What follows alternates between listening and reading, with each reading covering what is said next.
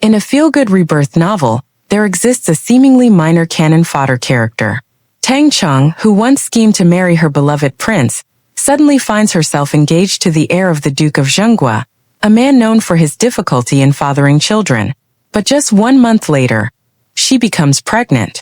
And that is where a heartwarming and unexpected love story begins.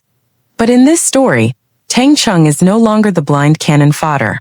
She is a transmigrator from an interstellar empire, unaware of the tragic fate the original character once faced. When handed a dark vial of abortion medicine, she simply smiles, throws it away, and vows to protect the little life within her.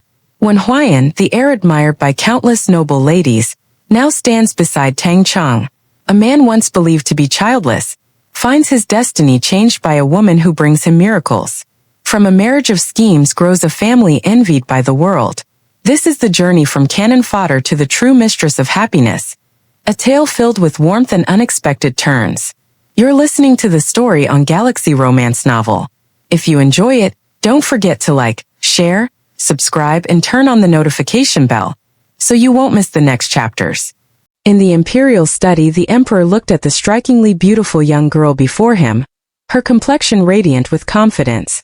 With great interest he asked, "So you are the infamous fourth Miss Tang, arrogant, brainless, and utterly uneducated?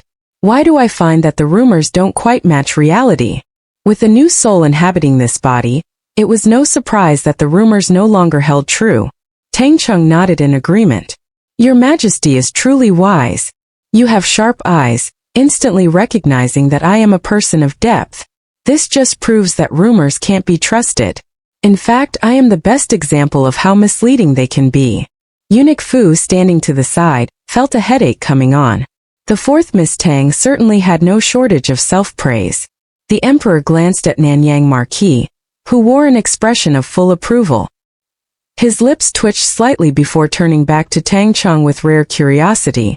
"Fourth Miss Tang, then how would you describe yourself?" "A hidden genius." Tang Cheng figured it was best to leave a good impression on the emperor. Considering both her own nature and that of the original host, a hidden genius seemed like the perfect fit. Cough cough. The emperor was utterly stunned, nearly choking on his own saliva. This fourth Miss Tang really had some nerve. Considering all the ridiculous things she had done, she was anything but a hidden genius. There was certainly no great wisdom, just plenty of foolishness. Eunuch Fu. He had never seen someone so shamelessly exaggerate their own worth. "Fourth Miss Tang, do you even know what a hidden genius means?" The emperor cleared his throat and couldn't help but ask. Tang Cheng nodded confidently. "Of course. It refers to exceptionally intelligent people who may appear foolish on the surface. Like me. I'm always honest. I never tell lies." The emperor. Suppressing his exasperation, he turned to Nanyang Marquis with a smile. "What do you think, Lord Tang?" Without hesitation, the Marquis replied, "Perfectly accurate." The emperor's expression twitched. Lord Tang actually dared to spout blatant nonsense right in front of him. That said, this fourth Miss Tang didn't seem like an ignorant fool. But her personality, well, that was hard to say. Eunuch Fu. Hearing her father's unwavering endorsement, Tang Cheng beamed with delight. She found this emperor rather approachable. Despite his imposing presence, he hadn't immediately interrogated her about the strength-enhancing elixir.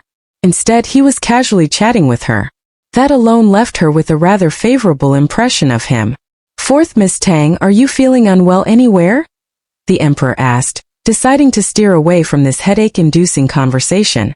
The girl had walked quite a long distance, and he couldn't help but worry about the child in her womb. After all, that was the grandson of the Duke of Zhenguo. Nothing could be allowed to happen to him. Developing a liking for Tang Cheng, the emperor couldn't help but feel a hint of dissatisfaction toward the empress. Meanwhile, Nanyang Marquis showed no concern for his precious daughter.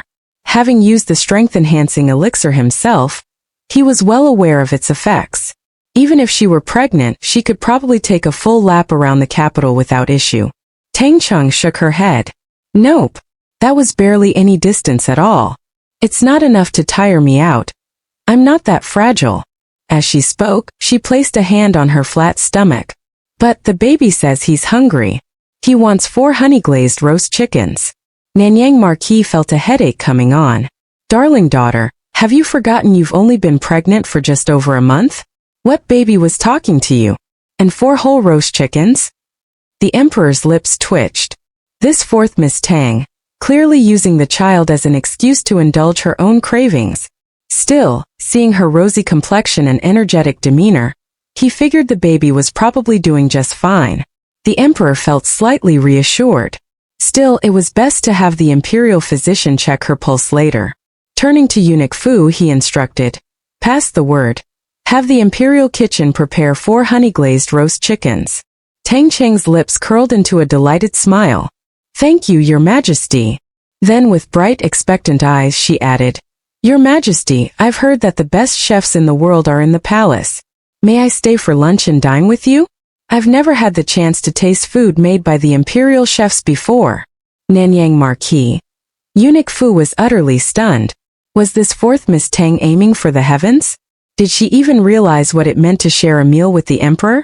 The emperor found her rather bold, but there was no scheming in her words, just an endearing kind of directness.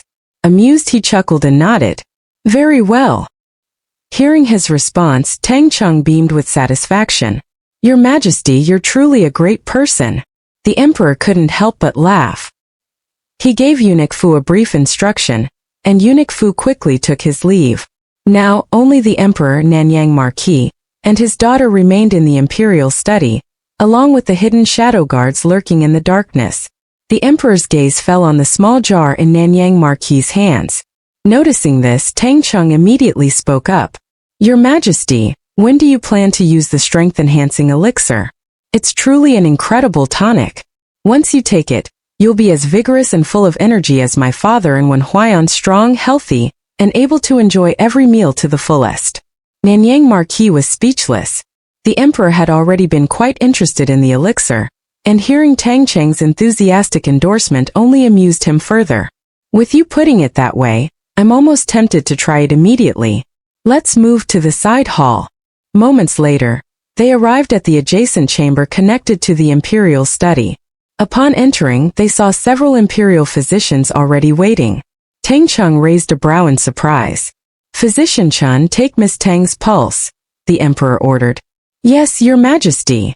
Physician Chun, renowned for his exceptional medical skills, was the emperor's most trusted physician.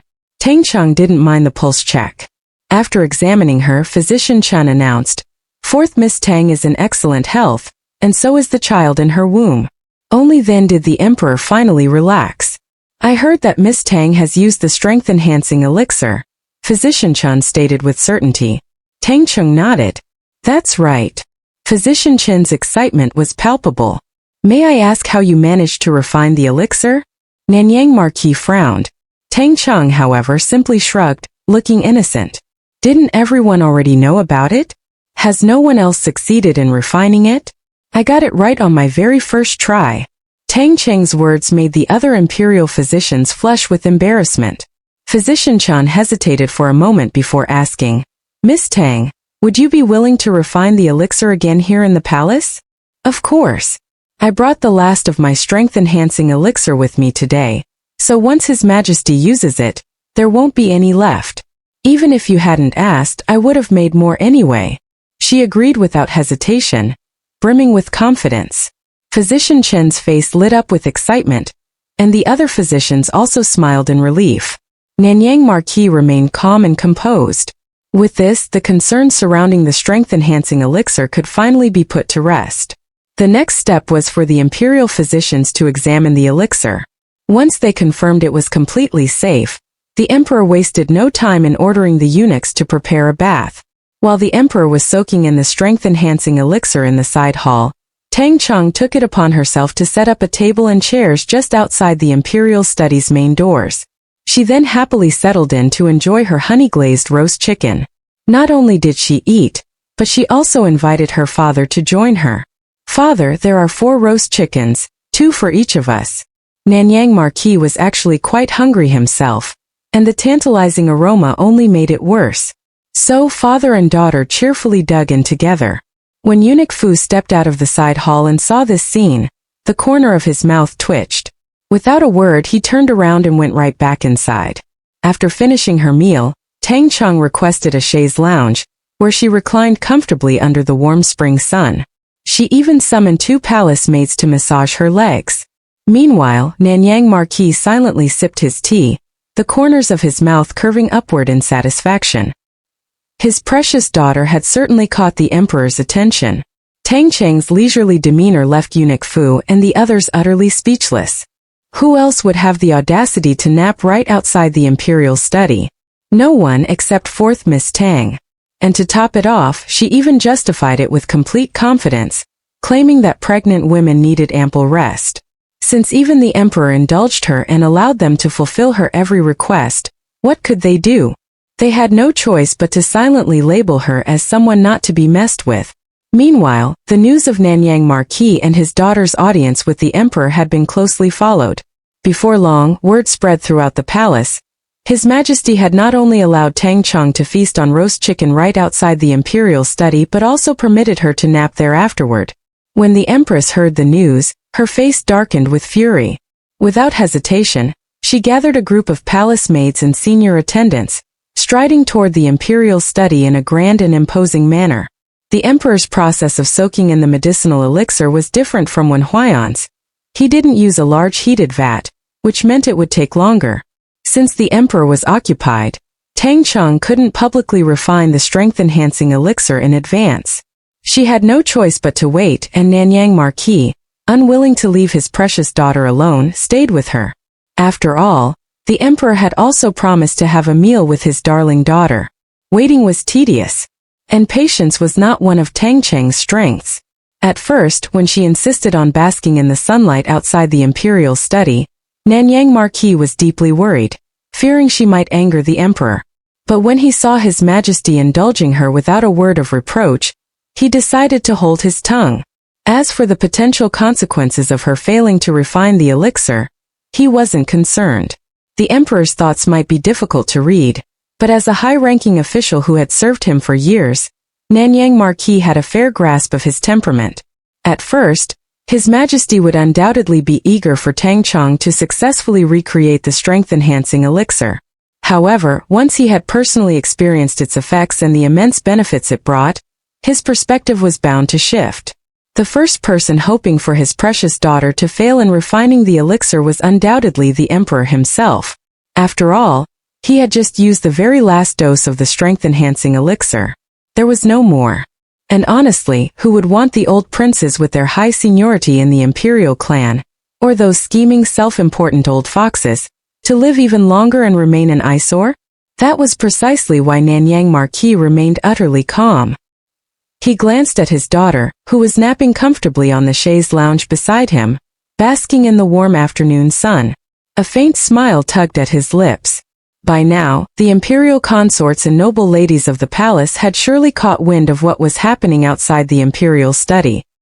His daughter was certainly making a bold and ostentatious display, but if anyone expected him to rein her in, they would be sorely disappointed. He couldn't bear to let her suffer grievances. If she wanted to be high profile, so be it. The emperor himself was indulging her, after all. That being said, the empress, who had always upheld palace rules and etiquette with an iron grip, was probably already on her way here. Nanyang Marquis narrowed his eyes. He had no particular feelings toward the empress. His relationship with the Duke of Zhenguo was nothing more than a superficial acquaintance. They were merely fellow officials serving in the same court. Since the Empress Dowager had departed for the temple at the start of the year to offer prayers, the imperial harem had effectively become the empress's domain. That aunt and nephew duo were not only intelligent but also highly capable and shrewd. Even the most favored concubines in the harem were firmly suppressed under their rule. Every move they made was calculated to toe the emperor's bottom line, never overstepping, but always pushing the boundaries. As long as the empress managed the harem well, refrained from meddling in state affairs, and did not endanger the imperial heirs, the emperor was willing to turn a blind eye to her actions. After all, the power of the Duke of Zhenguo's household had been steadily suppressed ever since the emperor ascended the throne. Compared to the influential maternal families of past dynasties, they were hardly worth mentioning. Everything remained firmly under the emperor's control. This was one of the key reasons the Empress had been able to maintain her position as the central figure of the harem.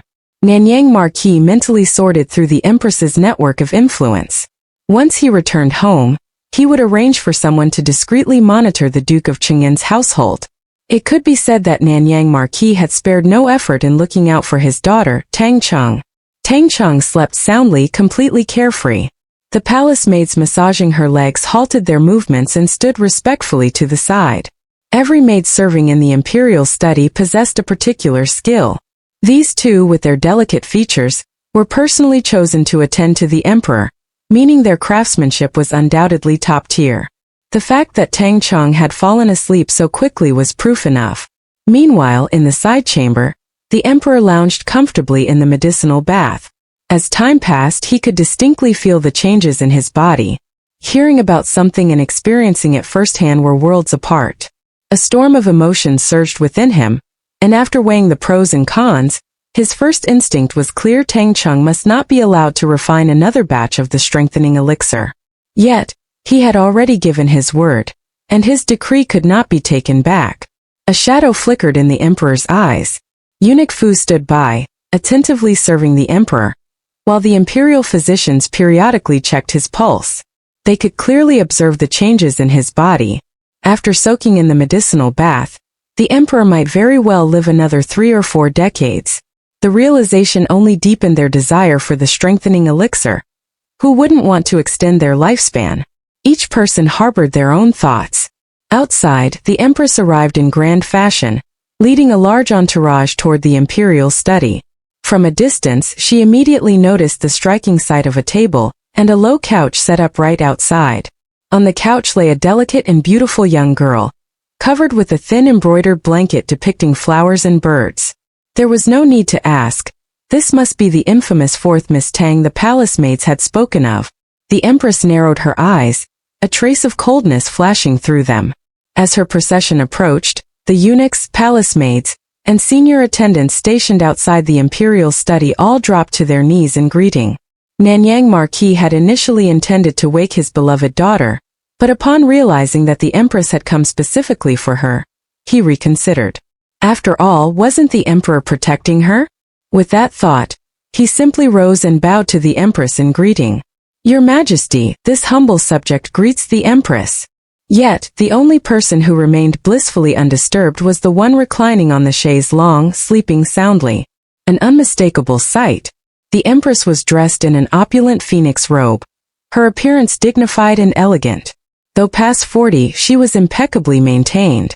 Her sharp, commanding gaze carried an undeniable authority, making it difficult for anyone to meet her eyes directly. Upon witnessing the scene before her, a chilling frost settled in her expression. How insolent! Guards, seize that audacious, ill-mannered girl at once. The moment her words fell, 2 senior attendants by her side stepped forward, ready to act. "Hold!" Nanyang Marquis swiftly moved to block their path, his voice steady yet firm. "My daughter is with child and has been feeling unwell due to exhaustion. His Majesty, in his boundless kindness, has permitted her to rest outside the imperial study. Once she awakens, I will have her properly greet and apologize to your Majesty. I beg the Empress for her understanding." His meaning was clear. If even the Emperor allowed it, did the Empress dare to intervene?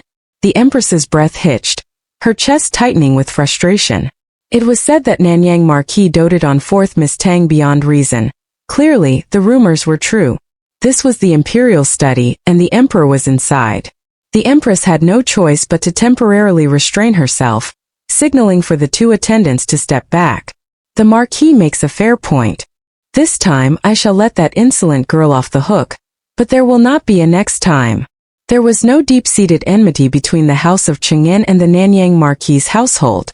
While 4th Miss Tang was entangled with the Zhenguo Duke's family, the Empress had already intercepted one of the Emperor's decrees in secret, causing the pregnant girl to suffer once before. Seeing how deeply she slept now, she was likely truly exhausted. The only question was, would the child in her womb survive? The Empress's lips curved into a faint knowing smile. This ostentatious visit was never truly meant to deal with 4th Miss Tang. It was a performance meant for the other women in the harem. She had long relied on rules, propriety, and palace etiquette to keep them in check, and the emperor could not openly favor one woman too much. If he turned a blind eye to fourth Miss Tang's blatant disregard for decorum, it would become fuel for rebellion. Who would have thought that Nanyang Marquis would step in and, worse still, invoke the emperor's name? The empress was both stifled and seething with frustration. Nanyang Marquis cupped his hands and said, "This humble minister thanks Her Majesty on behalf of my daughter." In truth, Tang Cheng had already woken up when the empress's grand procession arrived. However, unlike her father, a court official and a third-rank minister, she was not required to kneel in greeting. Not wanting to bow to the empress, she simply continued pretending to sleep. To her surprise, her father handled the situation so effortlessly. Since he had already paved the way, Tang Cheng saw no reason not to take full advantage of it. She remained motionless, determined to keep up the act. Once the emperor finished his medicinal soak, she planned to ask for a formal exemption from kneeling, even before the empress dowager. By her estimation, the emperor should be coming out soon. Honestly, she mused to herself, the palace wasn't as terrifying as father made it out to be. In the side hall, the emperor listened to Eunuch Fu's report on the events unfolding outside the imperial study. The corner of his mouth twitched. Fourth Miss Tang is so exhausted that she's sleeping this soundly? If he recalled correctly, that little girl had been in excellent spirits earlier, showing no signs of fatigue whatsoever. The chances of her merely pretending to sleep were overwhelmingly high. What a brazen little thing. Eunuch Fu, exasperated, rubbed his forehead. That is what Nanyang Marquis claimed, Your Majesty. The emperor smiled faintly. Since Nanyang Marquis as her father says so, it must be true. Poor thing. Fourth Miss Tang has really suffered. He paused deliberately before adding, "Come to think of it, this matter does have something to do with the empress." His gaze sharpened slightly. Eunuch Fu, go outside and tell the empress to return. Eunuch Fu.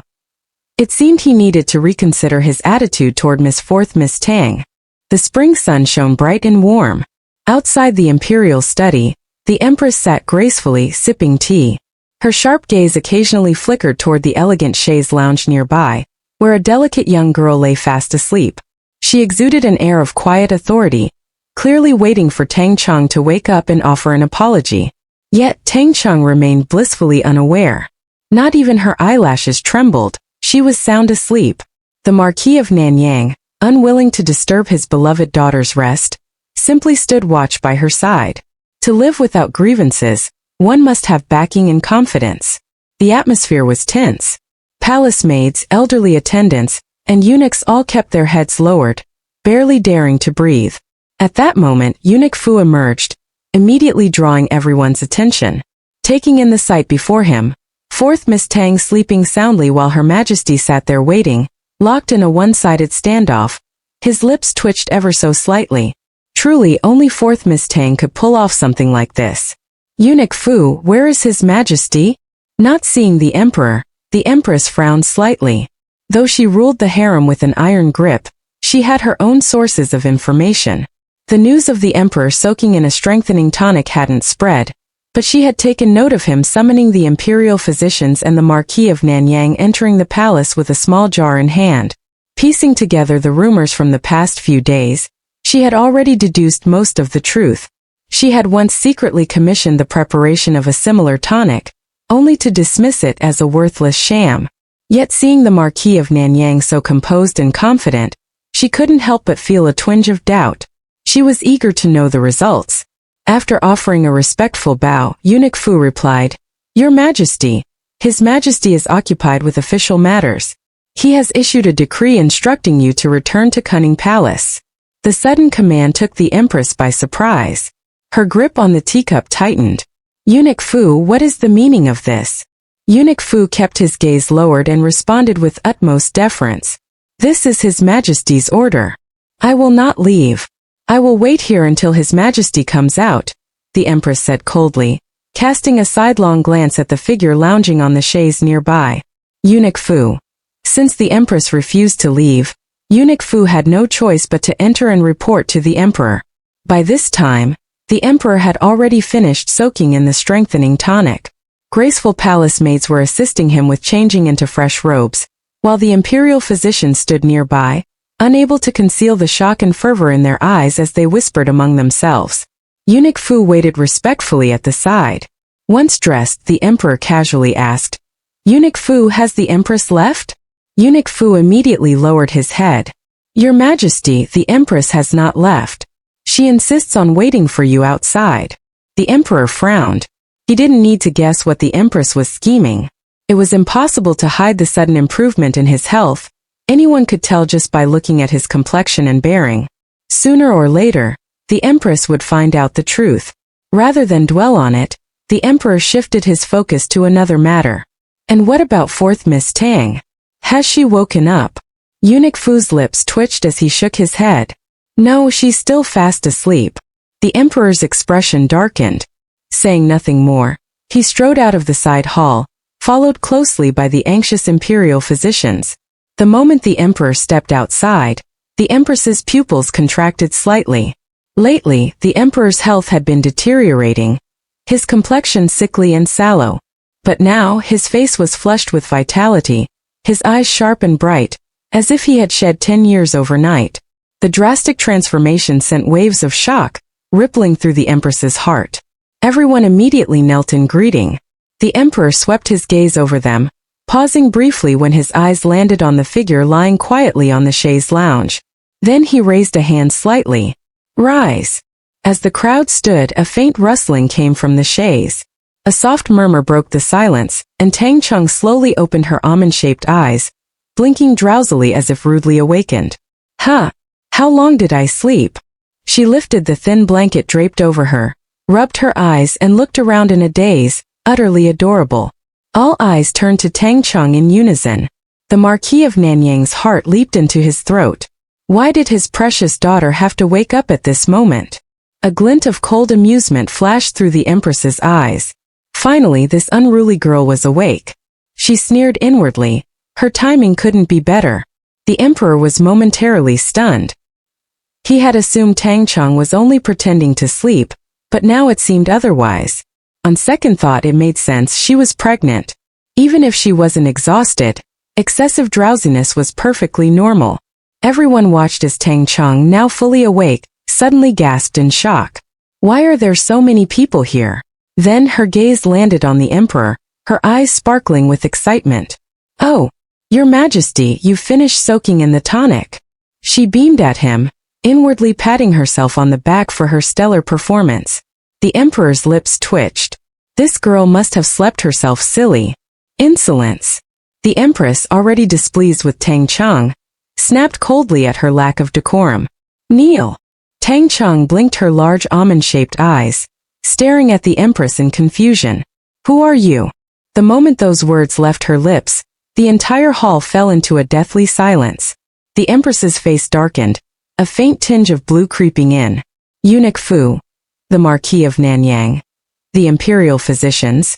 The emperor took one look at Tang Cheng's expression and fought back a laugh, the corners of his mouth quirking up ever so slightly. Clearing his throat, he said, "Ahem. Tang Cheng, this is my empress." "Oh, so you're the empress."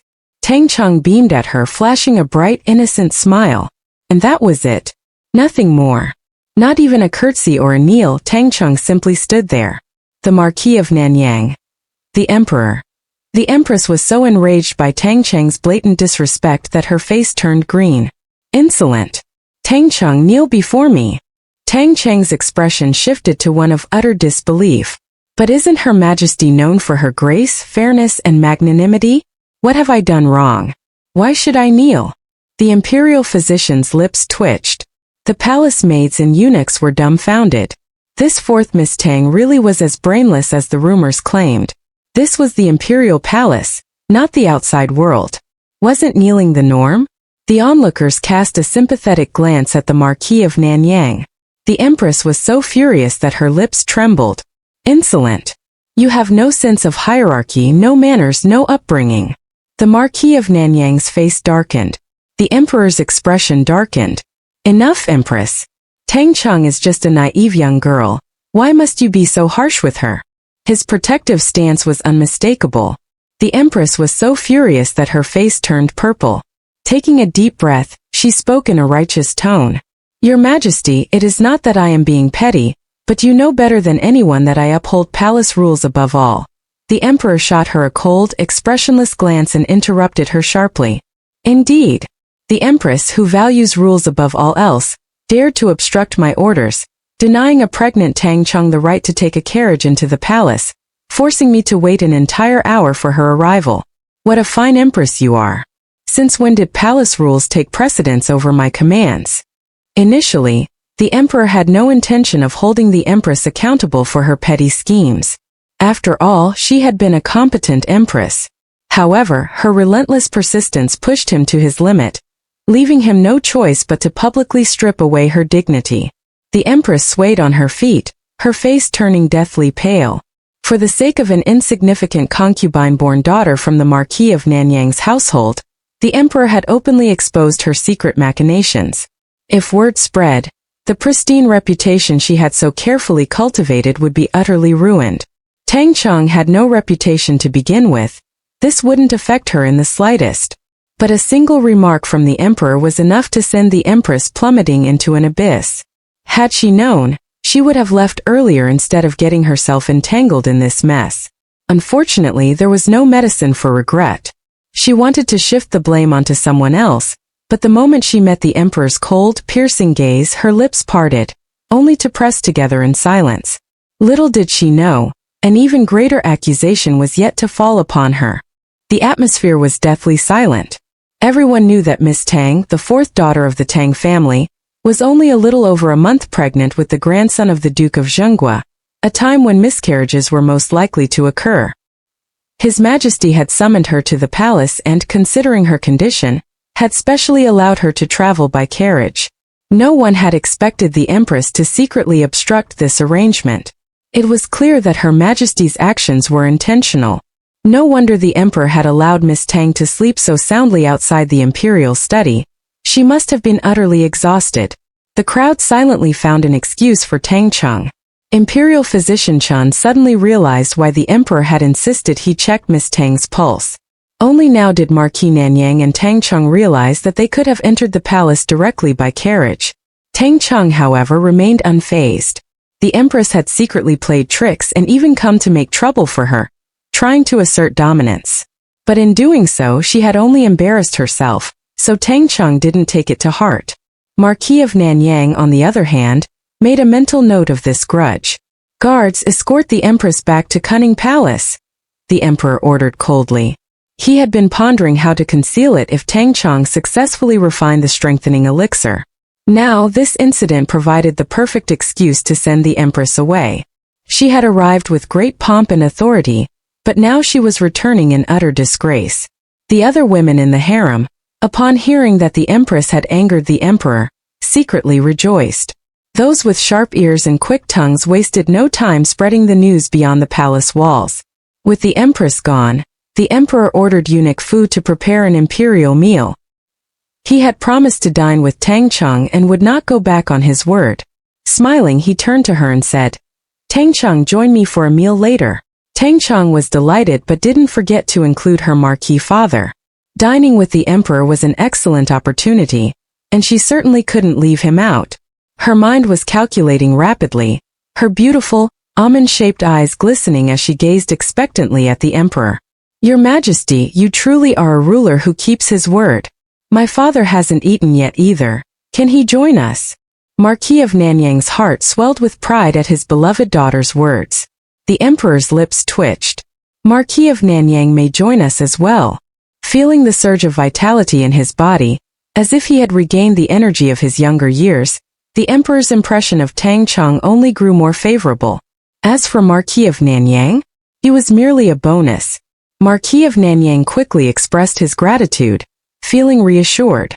Now that his precious daughter had caught the Emperor's favor, he no longer feared being unable to protect her. Eunuch Fu, the ignored imperial physicians. Was His Majesty being a little too indulgent with Miss Tang?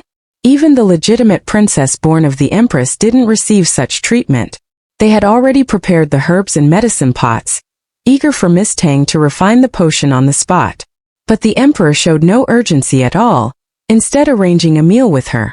The imperial physicians could only suppress their impatience and wait. The emperor had certainly noticed the urgency and anxiety in imperial physician Chen and the others' eyes, but he simply chose to ignore them. Truth be told, he wasn't keen on letting a fourth person enjoy the benefits of the strengthening elixir. In the imperial kitchen, the head chef had long since prepared the dishes. As soon as eunuch Fu sent word to serve the meal, the kitchen bustled into action. Before long, a group of elegant and graceful palace maids entered in a neat line, each carrying a dish. Tang Cheng's eyes lit up at the sight of the table filled with dozens of exquisitely prepared dishes and fragrant soups. She suddenly felt hungry again. After the emperor took the first bite, Tang Cheng wasted no time digging in. Her dining etiquette was refined, every movement exuding the grace of noble upbringing. It was evident that Marquis of Nanyang had put considerable effort into her education. It was just that she had been spoiled by Marquis of Nanyang, making her bolder than most, and her way of thinking was quite unlike anyone else's. The emperor silently mused. Eunuch Fu, attending to His Majesty during the meal, couldn't hide his surprise as he observed Miss Tang's graceful dining etiquette. So, she did have some redeeming qualities after all. The three of them thoroughly enjoyed the meal. The emperor, in particular, had never had such a good appetite. Being able to eat without dietary restrictions felt wonderful. While the atmosphere here was pleasant, things were quite the opposite in Cunning Palace. The empress was in a foul mood, and when she learned that His Majesty was dining with that insolent, ill-mannered Miss Tang, her expression darkened even further. The other concubines in the harem had mixed feelings as well. Wasn't the emperor being a little too indulgent with that brainless Miss Tang? This was not a good sign. After all, Miss Tang was notorious for stirring up trouble. Beyond the palace, the incident involving Tang Cheng outside the imperial study spread like wildfire after the emperor chose to let it go unchecked. Of course, the news of the empress losing face at Tang Cheng's hands was swiftly suppressed under the emperor's intervention. Even so, this rumor was explosive, causing an uproar throughout the capital. The imperial study, what kind of place was that? It was one of the most heavily guarded areas in the entire palace, strictly off-limits to unauthorized individuals. Yet, Miss Tang had not only eaten roasted chicken right outside its doors but had even demanded a low couch to sleep on. And instead of flying into a rage, the emperor had indulged her. Unbelievable. Tang Cheng's name once again spread far and wide. Those who had looked down on her or despised her were utterly stunned, unable to believe what they were hearing. But it was the truth. Miss Tang was practically soaring to the heavens. Today, Lu Jintong had thoroughly dealt with her father's vicious concubine, feeling a surge of satisfaction.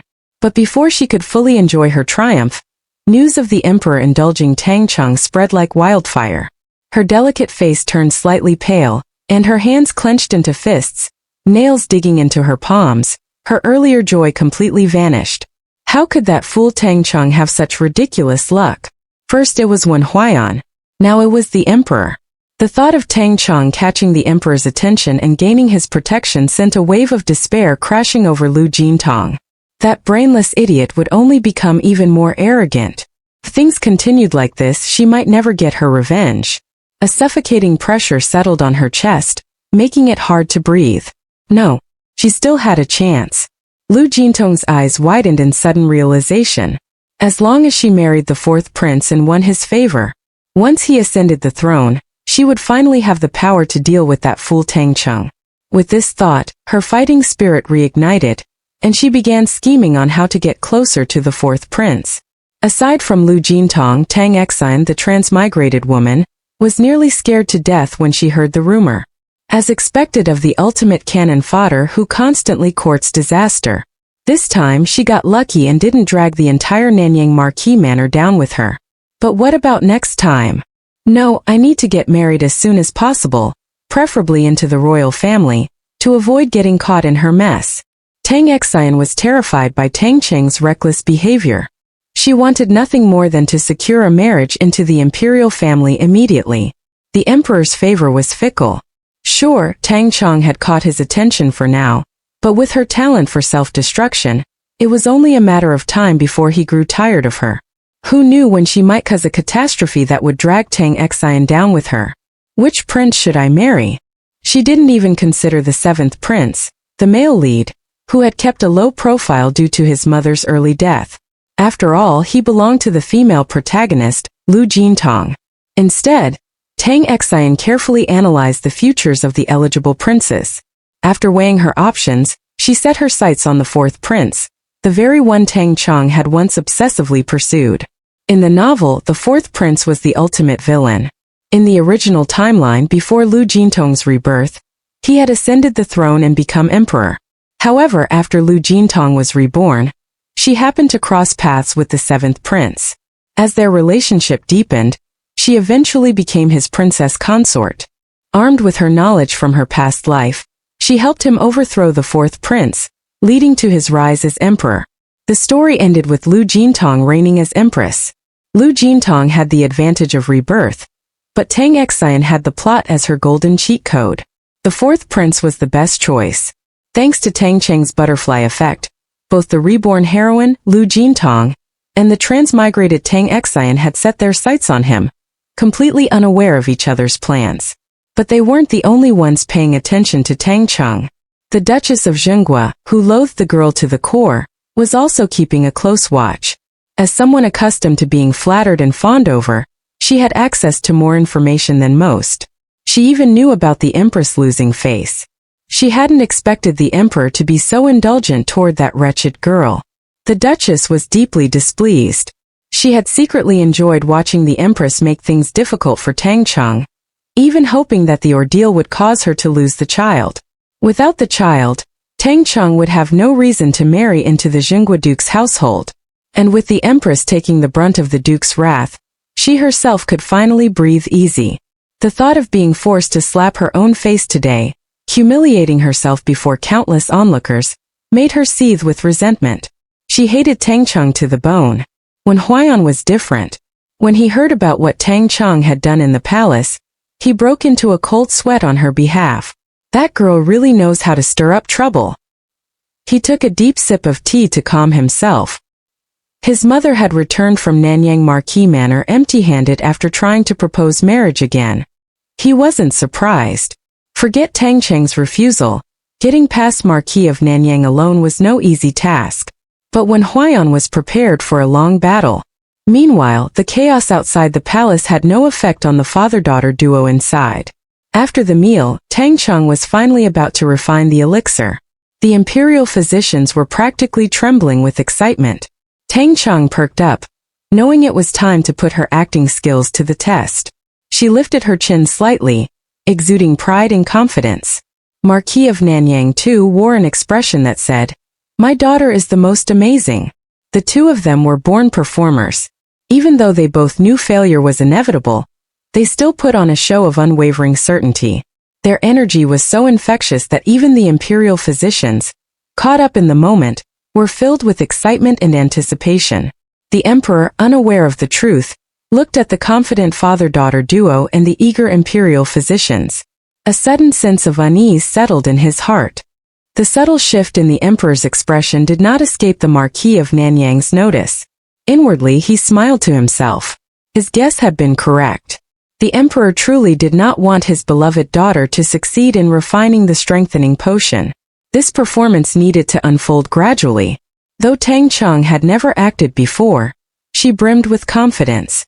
She had already mapped out her plan, raising expectations before dashing them, lifting hopes only to crush them again, and ultimately failing spectacularly. After all, the thrill lay in the game itself. At this moment, however, Tang Cheng remained unaware that life was full of unforeseen twists, especially for someone like her, who could only refine a single type of potion. Glancing at the meticulously prepared herbs, medicinal pots, and the elderly women tending the fire, she silently acknowledged the thorough preparation. "Fourth Miss Tang, do you find the ingredients complete? Is anything missing?" Imperial Physician Chun asked with a genial smile. Tang Cheng put on a show of carefully inspecting the ingredients before shaking her head. "No, everything is here," she said confidently. With that, she casually grabbed a handful of herbs and was about to toss them into the pot when Imperial Physician Chun suddenly stopped her, his expression turning odd. "Wait a moment, Fourth Miss Tang. You're just throwing them in like that?" Tang Cheng nodded, looking completely unfazed. Of course. That's exactly how I did it before. Don't worry, I have a great sense of touch. I can judge the weight precisely, born for this kind of work. If you don't believe me, you can try it yourself and see if the measurements are off. Imperial Physician Chen's mouth twitched. Fourth Miss Tang certainly had no shortage of self-confidence. He didn't feel reassured at all. The thought that Fourth Miss Tang had refined the strengthening potion in such a careless manner made him hesitate. In the end, he couldn't resist checking for himself. To his astonishment, the weight of the herbs was precisely what the formula required, down to the last detail. Imperial Physician Chen was genuinely surprised. He hadn't expected Fourth Miss Tang to have such a natural talent for measuring ingredients by hand. Fourth Miss Tang, please continue. The other Imperial physicians exchanged glances, mildly surprised. Beside them, the Marquis of Nanyang looked proud. Imperial Physician Chen, my daughter got it right, didn't she? Imperial Physician Chen nodded honestly. She did. The Marquis of Nanyang beamed with satisfaction. Tang Cheng, brimming with confidence, wore a look of pride, her expression practically glowing with self-assurance. The Emperor. So much for that. He hadn't expected Fourth Miss Tang to have this skill. This Fourth Miss Tang, when he wanted her to be reckless, she played it safe. When he wished for caution, she went ahead and made a mess of things. The Emperor was utterly speechless. Tang Cheng continued tossing herbs into the pot, following the exact sequence laid out in the formula. The Imperial physicians, seeing that both the order and proportions were correct, couldn't help but frown. They had attempted this countless times before, only to fail every single time. Could Fourth Miss Tang really succeed? Watching her casual, almost careless demeanor, they couldn't help but wonder, was this just a case of dumb luck? The Imperial physicians had yet to notice anything unusual. Back then, Fourth Miss Tang had openly refined the potion in the courtyard. Well, to be precise, she had directed others to do it for her. With all the necessary ingredients added, the elderly attendants began stoking the fire. Meanwhile, Tang Cheng placed the remaining herbs into a mortar, mashing them before grinding them into a fine powder. Out of habit from making the strengthening potion, she accidentally released a trace of soul power, which attached itself to the herbs. Startled, she quickly retracted it, maintaining a composed expression as she continued grinding. But deep down she felt a little guilty. It was just a tiny bit of soul power. Surely it wouldn't cause anything strange to happen, right? Well, it was going to be a failed batch anyway. What difference did it make? After her moment of doubt, Tang Cheng quickly regained her confidence.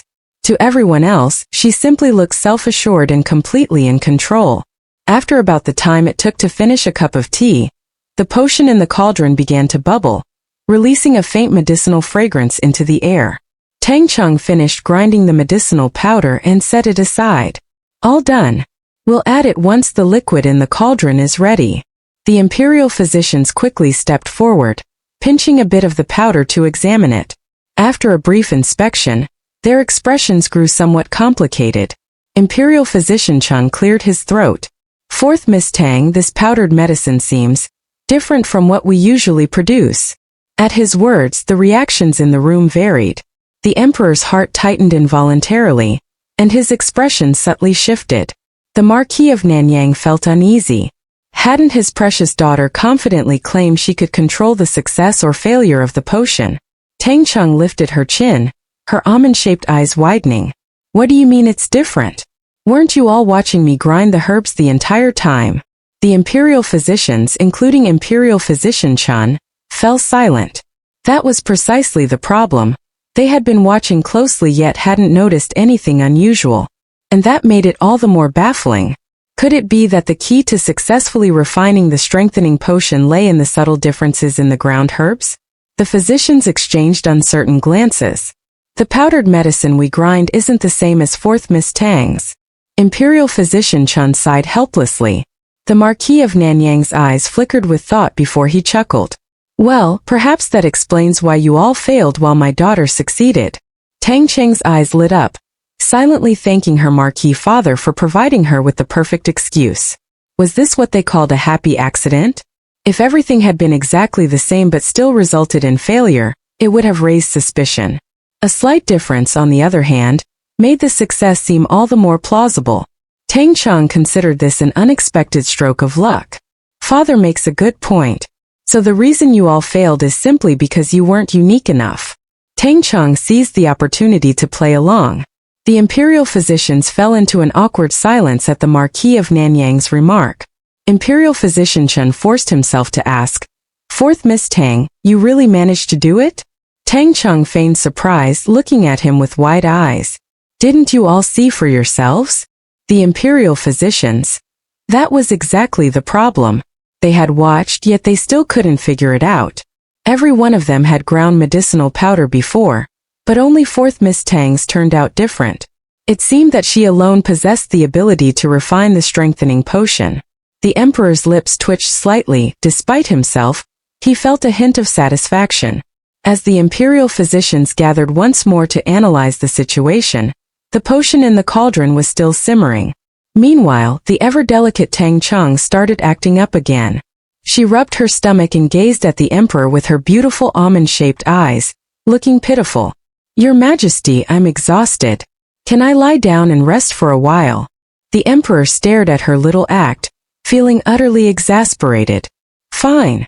The moment she received permission, Tang Cheng happily ordered her previous chaise lounge to be brought over. Without hesitation, she sprawled lazily across it, nibbling on fruit while enjoying a massage from the palace maids. Everyone. Sitting alone on his chair, the emperor suddenly felt a sharp ache in his teeth. "I don't even have tea, snacks, or a massage from palace maids, yet fourth Miss Tang is already enjoying all of it." The emperor's mood took a sharp downturn. Eunuch Fu immediately sensed trouble and sprang into action. He quickly had the attendants bring over a larger, more luxurious chaise lounge, followed by an assortment of even finer fruits and pastries. He also summoned two of the most skilled palace maids to massage and knead the emperor's legs. The emperor's expression instantly brightened. The imperial physicians stood in stunned silence. They never expected their wise and formidable emperor to be this unreliable. Is fourth Miss Tang some kind of sorcery incarnate? Time passed bit by bit, and soon the potion in the cauldron was ready. Without hesitation, Tang Cheng naturally directed Imperial Physician Chen to remove the dregs. Imperial Physician Chen. Once the dregs were cleared, only the final step remained. This was the moment that would determine success or failure. Everyone watched with a mix of excitement and nervous anticipation. Tang Cheng, exuding confidence, poured the powdered medicine into the cauldron and gave it a casual stir. Suddenly her expression changed. The imperial physicians, ever observant, tensed up instantly. "Fourth Miss Tang, what's wrong? Did something go wrong?" Tang Cheng nodded solemnly. "I drank too much soup today. I need to use the restroom." The emperor, Eunuch Fu, the imperial physicians. The scene fell silent for a moment, and everyone turned to look at Tang Cheng with an expression that was hard to describe. The Marquis of Nanyang's lips twitched.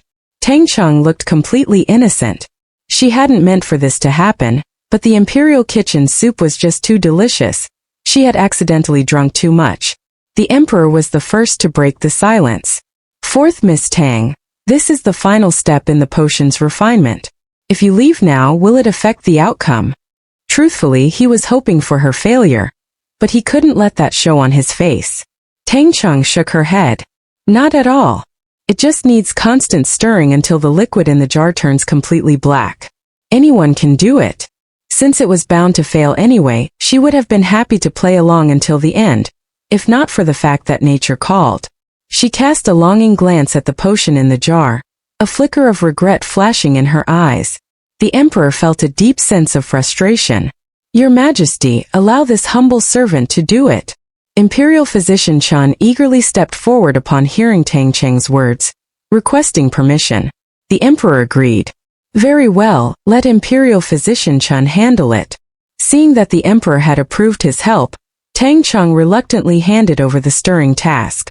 Then, she called for the palace maid who had been massaging her legs to escort her to relieve herself. Jingyang Hall was vast and served as the imperial study, making it heavily guarded, with unauthorized personnel strictly prohibited from approaching. Following the respectful palace maid, Tang Cheng took a few turns through the corridors before finally finding relief. Lifting the hem of her dress, She walked back with a light and cheerful step.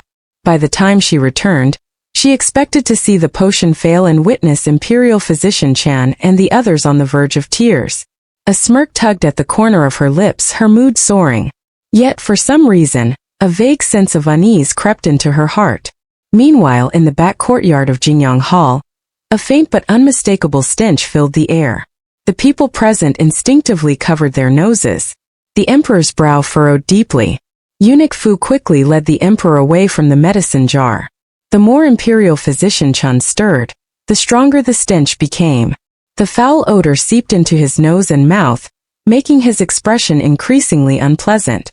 Marquis, was the smell this unbearable when Miss Tang was stirring the potion earlier?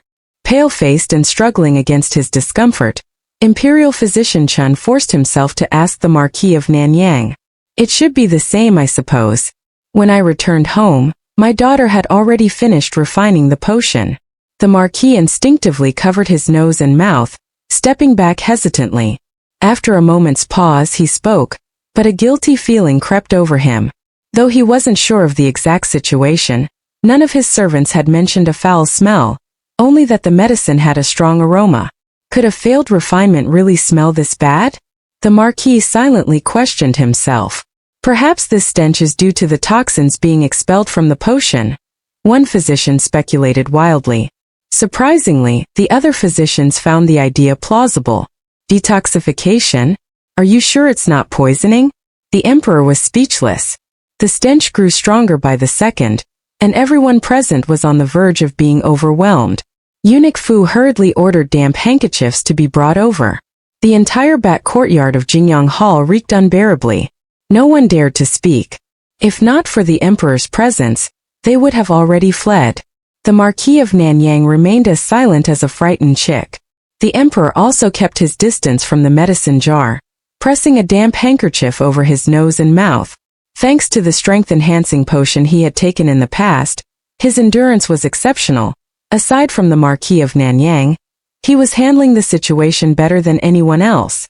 But the real victim was Imperial Physician Chun, who was closest to the jar.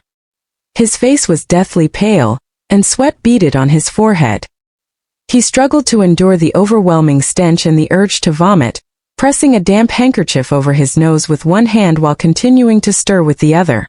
"You, come here and stir." Finally he couldn't take it anymore. Scanning his surroundings, he pointed at a nearby eunuch and ordered him to take over before making a swift escape. "When is Miss Tang coming back?" The physicians standing closest to the jar were lightheaded from the overpowering stench, but they stubbornly remained, diligently observing the changes in the potion. However, the more they watched, the more something felt off. The stench was simply too intense. The Marquis of Nanyang forced himself to endure the nauseating smell. Realizing that this couldn't go on, he cleared his throat lightly. "Your Majesty, the potion must have failed and turned into a foul-smelling concoction." The emperor's expression darkened instantly. Without waiting for Tang Cheng to return, he swiftly ordered them to stop stirring. The young eunuch and the fire-tending matron, both on the verge of passing out from the stench, felt as if they had been granted a royal pardon. Holding their breath, they fled from the medicine jar as quickly as possible. Strangely, even after stirring ceased, the stench did not dissipate. On the contrary, it seemed to grow even stronger. Panic spread among the crowd. What now? The only sensible choice was to flee Jingyang Hall immediately. The emperor was the first to escape the nauseating air, with the Marquis of Nanyang and the others following close behind. Forgotten by all, the medicine jar continued to emit its overwhelming stench.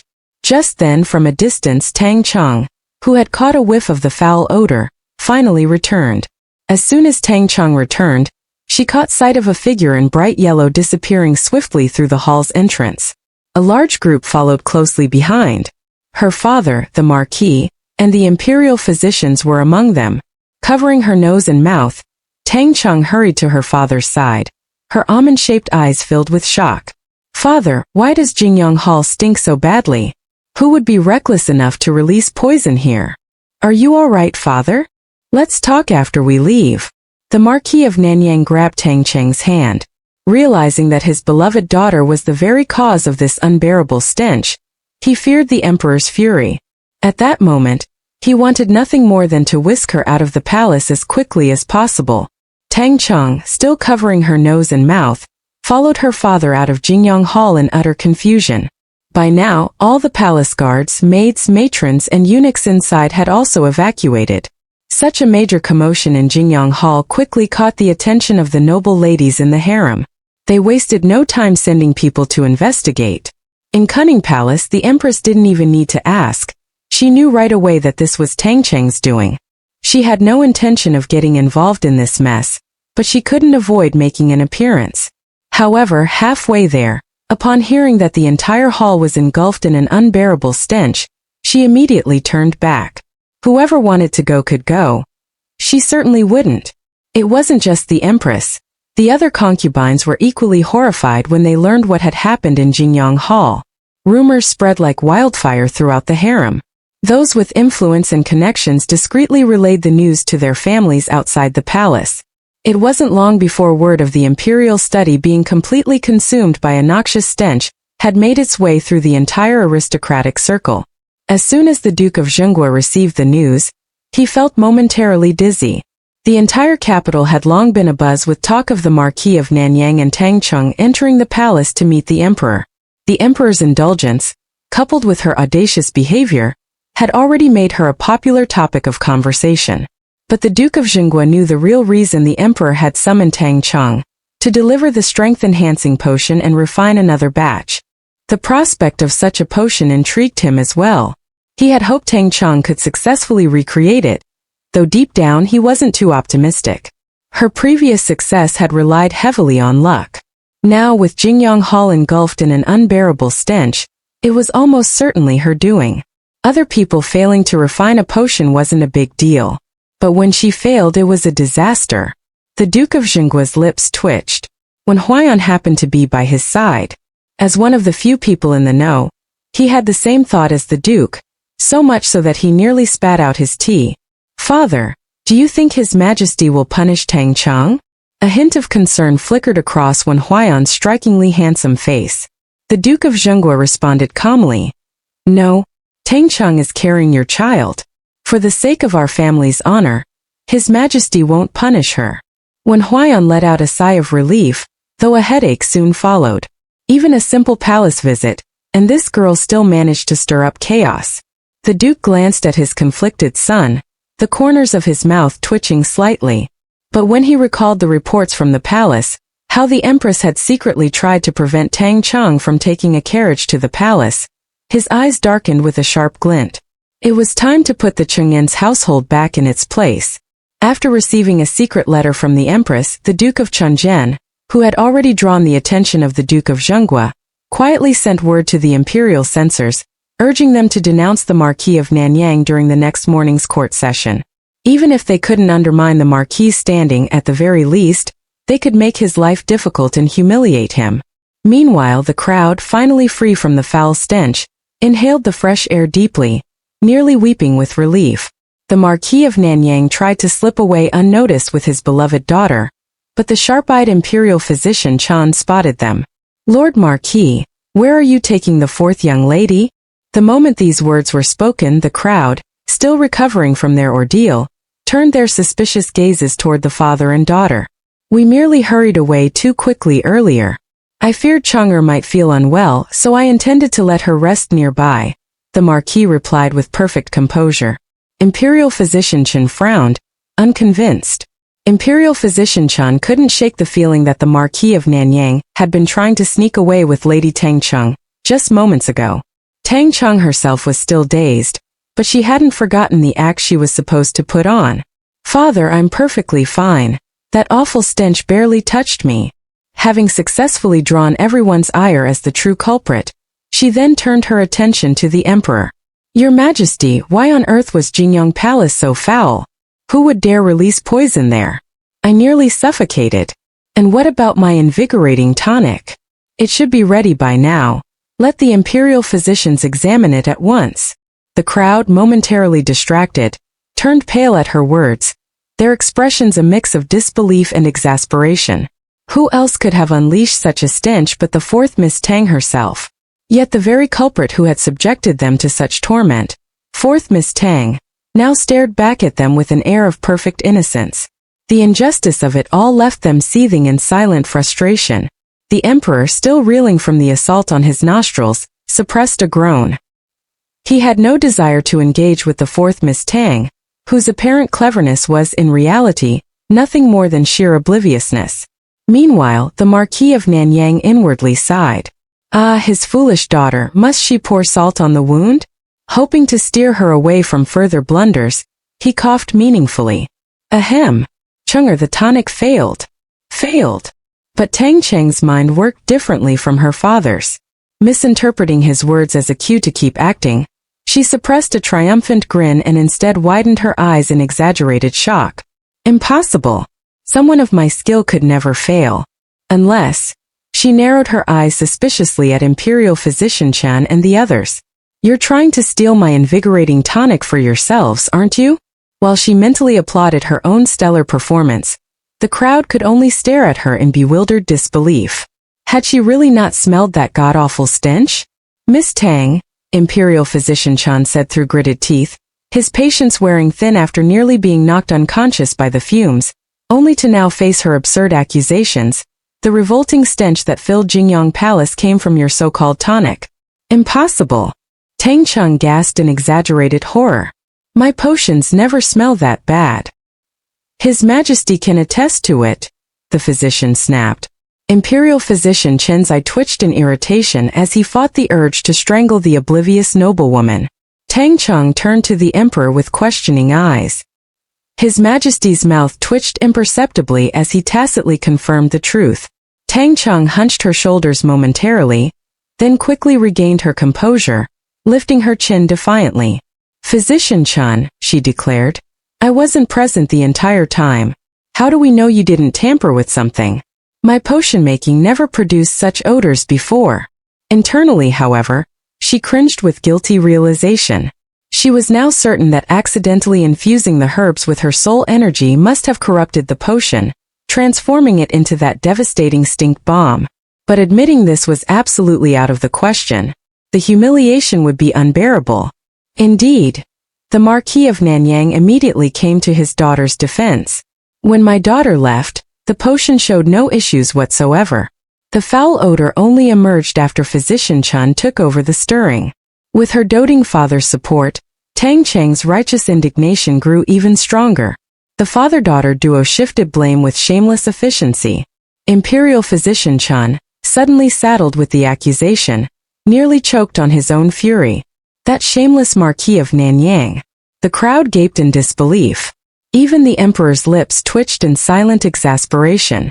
Noticing their dubious expressions, Tang Cheng frowned, then had an idea. If they doubted her, she'd let the results speak for themselves. Father is absolutely right, she declared. This wasn't my fault. When I stirred the potion, there was no stench at all. Clearly, something went wrong in my absence. Your Majesty, grant me a chance to prove my innocence. I'll brew the tonic again. The very idea that a delicate noble lady like herself could brew such a foul-smelling potion was preposterous, and utterly damaging to her reputation. Just the thought of being associated with that stench made Tang Cheng shudder in horror. This time she absolutely won't produce another reeking disaster. She swears it. Yet the moment she made her offer, the crowd paled in terror, their hearts trembling at the mere suggestion. Again? Let her poison the entire palace with noxious fumes a second time? This fourth Miss Tang was a menace.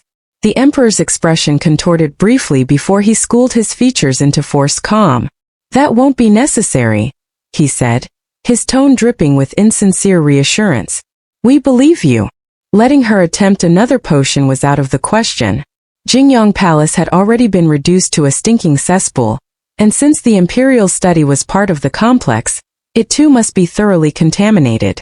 The emperor's heart sank at the thought of being unable to review memorials there for days. Tang Cheng's face fell with disappointment.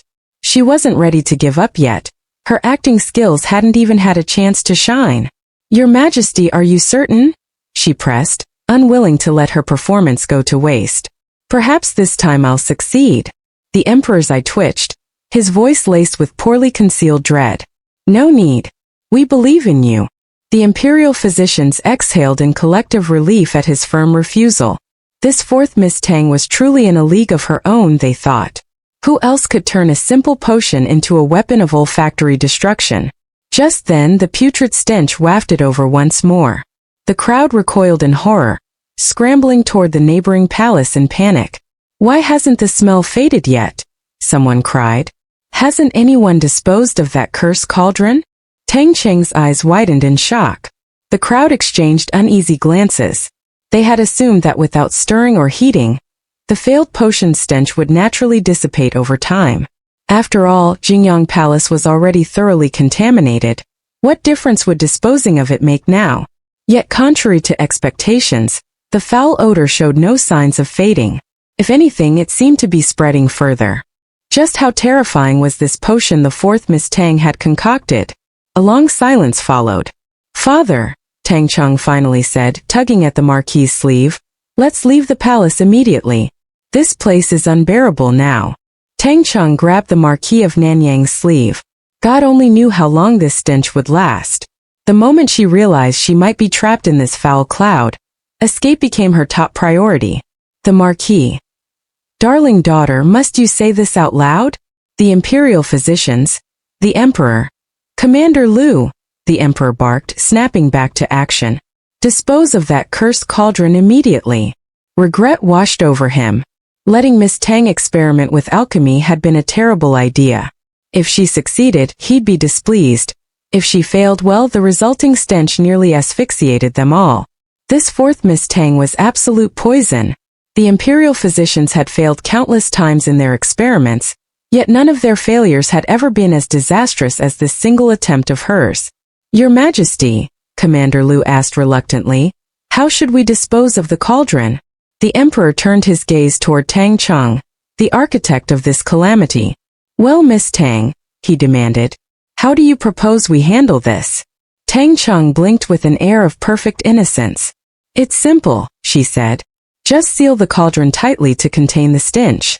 That should prevent it from spreading further." The Emperor shot Commander Liu an exasperated look. "Even this foolproof solution eluded you?" He thought in disbelief. "Are you truly less competent than the likes of Tang Cheng?" "Commander Liu, did you hear that?" The commander's face flushed crimson as he bowed hastily and retreated to carry out the orders. Before long, he returned to report the cauldron had been safely sealed. And true enough, the lingering stench in the air gradually dissipated. As the Emperor finally relaxed, his gaze fell upon Tang Cheng again, and an immediate headache pulsed behind his temples. Allowing her to attempt alchemy had been a colossal mistake. At least this fiasco served one purpose. The imperial physicians would surely dismiss her previous success, with the invigorating tonic as pure dumb luck. None would be foolish enough to request her services again. Let this be a lesson to all. This time it was merely a stench bomb. Who knew what horrors she might unleash next? Actual poison gas, perhaps? A shudder of dread ran through the Emperor. Too dangerous. Best to send her packing before she reduces the palace to ruins. Yet, as a fair and discerning ruler, His Majesty chose to be magnanimous. While the stench potion was certainly an unfortunate mishap, it paled in comparison to the tremendous benefits he'd gained from her invigorating tonic. "Miss Tang," he declared, "for your contribution of the strengthening elixir, you shall be handsomely rewarded."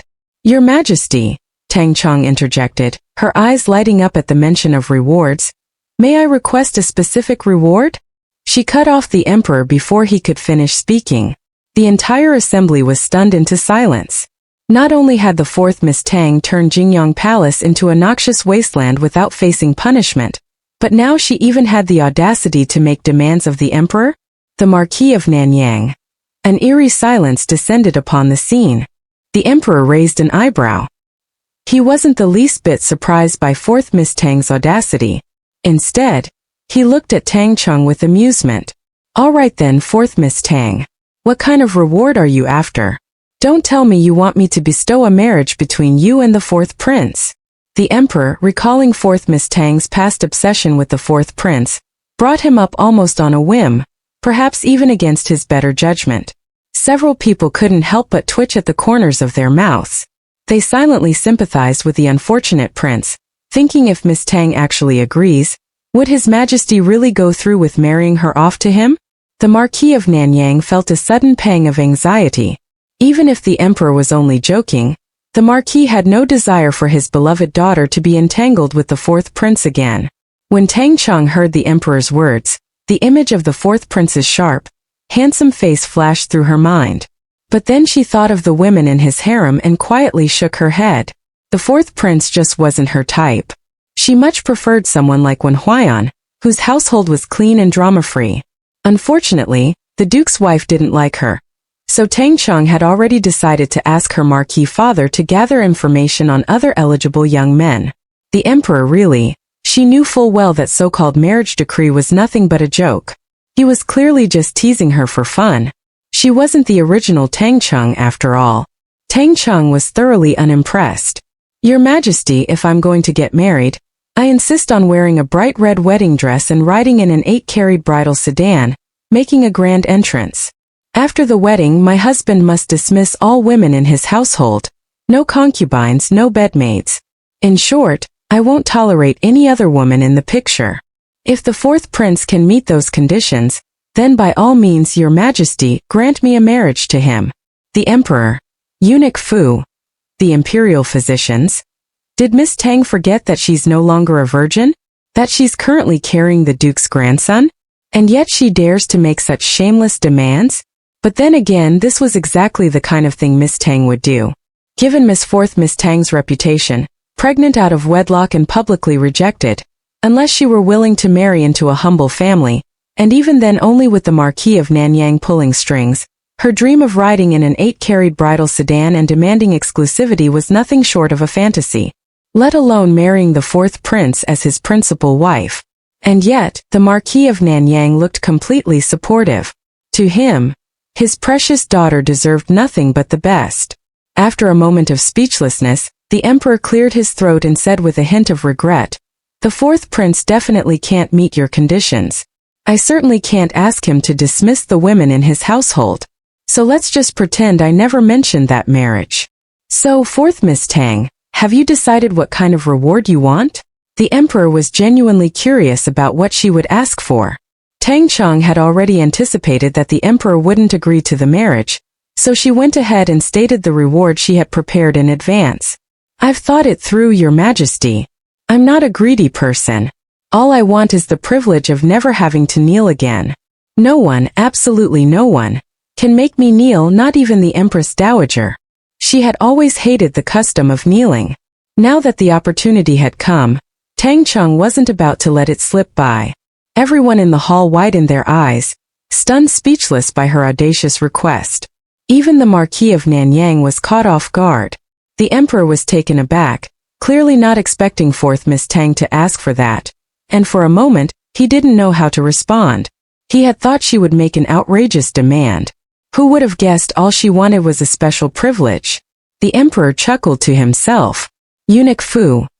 "Your Majesty," Tang Cheng said, "I'm only asking for the right not to kneel. It's just a word from you, effortless, and it costs you nothing." Seeing the Emperor's surprised expression, Tang Cheng looked genuinely puzzled. After all, it really was just a word. Compared to the tremendous benefit he'd gained, her request was as insignificant as a grain of sand. The Emperor, who now had complete control over both the court and the harem, paused for a moment, then gave her a faint smile. "You're right, it's a simple matter." "Very well, fourth Miss Tang, your request is granted." Everyone was stunned, their faces filled with disbelief. The Emperor actually agreed? Aside from the imperial physicians and the Marquis of Nanyang, there were no other officials present, so no one stepped forward to oppose it. And the Marquis, who doted on his daughter, certainly wasn't going to object. Tang Cheng had achieved exactly what she came to the palace for. In high spirits, she found her opinion of the palace, which constantly demanded people kneel, had improved slightly. The whole ordeal with the potion making ended in an anticlimactic fizzle. Tang Cheng felt a twinge of regret, but the moment she remembered the still foul-smelling Jingyang Hall, that regret quickly vanished, replaced by a pang of guilt. She really hadn't meant to brew something that stank that badly. It was all an accident. Unfortunately, the Emperor didn't give her another chance to show off her skills. On the way back, Tang Cheng left the palace in a carriage. Over in Cunning Palace, the Empress's expression darkened upon hearing the news. Inside the carriage, "Father, should we release the news about the miscarriage tomorrow?" Tang Cheng asked. The Marquis of Nanyang smiled. "No, we'll release it today. Once we're back at the residence, you'll pretend to feel unwell, and I'll summon a few physicians to come examine you. But I'm perfectly healthy. The physicians will definitely notice," Tang Cheng said, puzzled. She didn't understand why her father was going through all this trouble. Wouldn't it be easier to just send someone openly to the pharmacy to buy abortion medicine? By then, the entire capital would know she'd had a miscarriage, and the Duke's wife would surely bear the brunt of the Duke's anger. The Marquis of Nanyang narrowed his eyes. "It's just for show. Those physicians will be examining someone else. As for whether rumors start swirling outside, I can't make any promises. If the Duke's household comes to ask for confirmation, there's no need for you to see them." No matter how much he favored Wen Huaiyan, the Marquis wasn't about to let the Duke's wife off the hook for mistreating his precious daughter. As for whether the enraged Duke would take it out on the Empress, that wasn't his concern. Tang Cheng. Her Marquis father was even more dramatic than she was. Forget it, she might as well play along and give him a grand performance. Her reputation was already ruined. What could a few more rumors possibly do to her? By the time the Marquis of Nanyang and Tang Cheng returned to the manor, the Emperor's edict and rewards had already arrived. Most notably, the imperial bestowal of the Dragon Whip. Who would dare provoke Miss Tang now? And the truth about the real physical strengthening potion had finally come to light. It turned out Miss Tang's concoction wasn't some half-baked nonsense after all. Unfortunately, the potion was something Tang Cheng had accidentally concocted through sheer luck. When she tried to make it again, it turned into a foul-smelling disaster. Now it was gone, and it might never appear again. Everyone lamented with clenched fists. Indeed, not only did the Emperor refuse to hide the events that had occurred in Jingyang Hall, but he also had them spread secretly to the public. Tang Cheng once again became the talk of the capital, with countless people either envying or resenting her. What incredible luck! The reactions of those connected to Tang Cheng, whether closely or distantly, varied greatly. The privilege of not having to kneel. The Emperor actually granted that brainless fool, Tang Cheng, the privilege of never kneeling, along with the Imperial Dragon Whip. It was enough to make Lu Jintong's eyes turn red with rage. Tang Cheng was already arrogant and mindless, and now with the Emperor as her powerful backing, wouldn't she start walking all over the capital? Lu Jintong hadn't expected that her efforts to stop that fool Tang Cheng from entering the fourth prince's harem would instead make Tang Cheng catch the Emperor's eye. Now it would be almost impossible to lay a finger on her. Lu Jintong was filled with both hatred and resentment, but she had no choice but to temporarily hold back. In her heart she became more determined than ever to make the fourth prince, who would one day ascend the throne, hers. She donned a set of men's clothing and quietly left the Duke of Zhenguo's residence. At the Marquis of Nanyang's residence, after the initial shock, Madame Zhang remained as calm as ever, while Tang Cheng, on the other hand, was in disbelief. Hadn't they always said the current emperor was wise and capable? Didn't he know what kind of person Tang Cheng was? The privilege of not having to kneel. The Imperial Dragon Whip. Tang Cheng, coming from the modern world, felt her blood boil with envy. What had Tang Cheng done to deserve the emperor's granted privilege? Was it just because she got lucky and accidentally made a powerful strength-enhancing potion? What if she had found high-yield crops like sweet potatoes and potatoes to solve the food shortage problem? Tang Cheng's eyes darkened with uncertainty. With that thought in mind, she immediately summoned Jinshu to her courtyard to ask if she had seen the two items she described. Jinshu, though puzzled, respectfully nodded. "I've seen them, Mississippi." Tang Cheng's face lit up with joy. "Where did you see them?" Jinshu was surprised. "Miss doesn't know? Common folk everywhere plant sweet potatoes and potatoes. Our estate's farms also grow quite a bit, and there's also delicious corn." A thunderclap in a clear sky. It turned out that high-yield crops had already existed in this dynasty. Tang Cheng was utterly stunned. She had been in this world for over half a month, yet she had managed to avoid sweet potatoes, and corn perfectly. She sifted through the memories of the original owner, and finally found the reason buried deep in the corners. The original owner simply didn't like those 3 foods. Tang Cheng. The high-yield crop idea was a dead end. Was she supposed to invent cement and glass? She didn't know how to do that. The path was blocked. Tang Cheng, feeling discouraged, gave up on the so-called privileges and decided to stick to her original plan of marrying the 4th prince. As the legitimate daughter of the Marquis family and the daughter of a third-rank official, she was far more qualified than the reborn heroine to become the 4th prince's principal wife. After all, the reborn heroine was just the legitimate daughter of the Duke of Zhenguo, whose father was mediocre and incapable, holding only a 5th-rank official position. The male lead, the 7th prince, had lost his mother at a young age and faced suppression from other princes and their mothers. He was skilled at biding his time, keeping his sharp edges hidden, and his wife's status was destined to be low.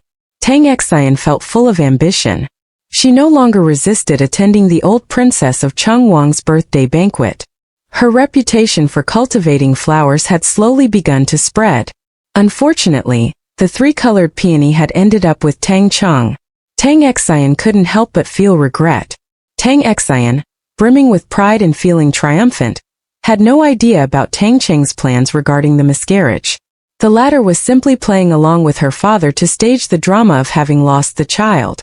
The fact that several renowned physicians from famous pharmacies in the capital had been secretly invited to the Marquis of Nanyang's residence soon caught the attention of those close to the family.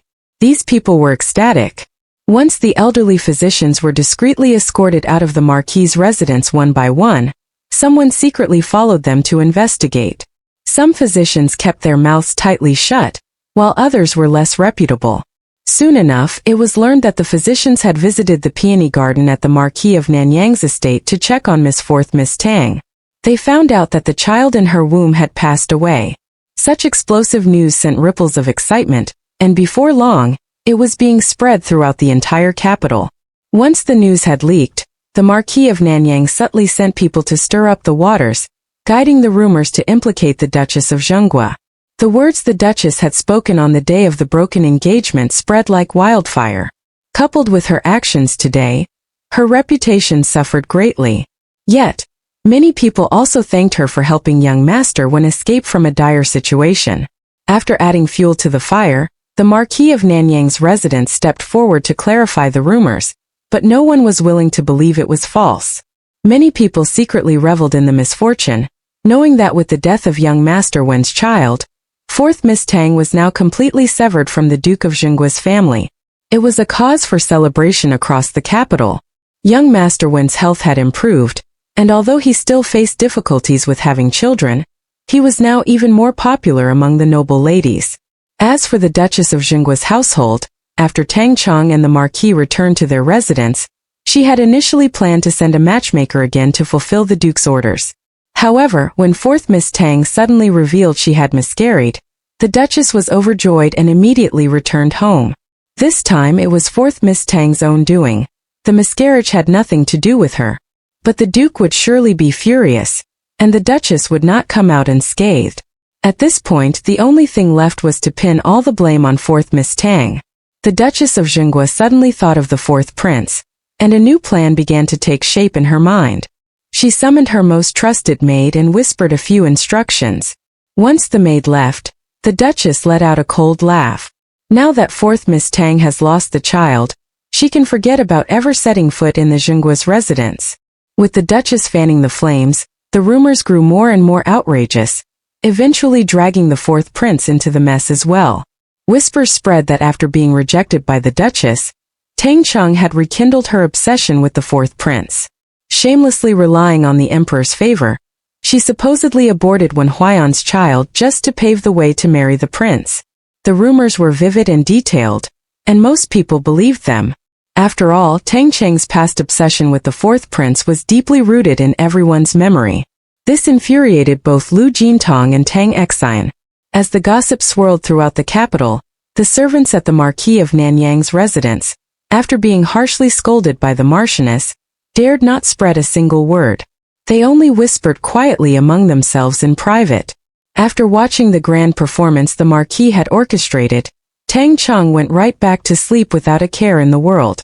She napped the entire afternoon, and when she woke up, her 4 main maids eagerly updated her on the latest gossip swirling outside, including several wild versions of the rumors and the fact that when Huaiyan had come to visit but was turned away. Tang Cheng listened with great interest. She hadn't expected so much drama to unfold while she was asleep. "Miss, the rumors are getting more and more outrageous," Zhenju said worriedly. "Now they're involving you and the 4th prince. Even if you try to clear things up, no one will believe it." "That's right. At this rate there won't be any chance left for you and Wen Huaiyan," Shanhu added. Tang Cheng didn't seem the least bit bothered. "What's the point of explaining? Those who don't want to believe me won't believe me anyway. No need to waste energy. If we lose Wen Huaiyan, there are still thousands of other fine young men out there. Your young lady is in high demand after all." The 4 maids. Their mistress was really confident. They were all speechless. "Miss, with your current reputation and the special no-kneeling privilege granted by His Majesty, there's a high chance you won't be able to get married." Zhenju couldn't help but poke a hole in Tang Cheng's overflowing confidence.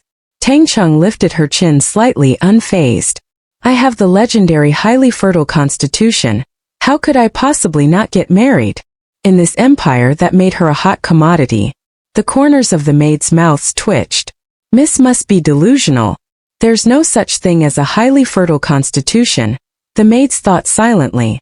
Seeing the 4 of them fall quiet, Tang Cheng assumed they were awed by her legendary fertility and felt quite pleased with herself.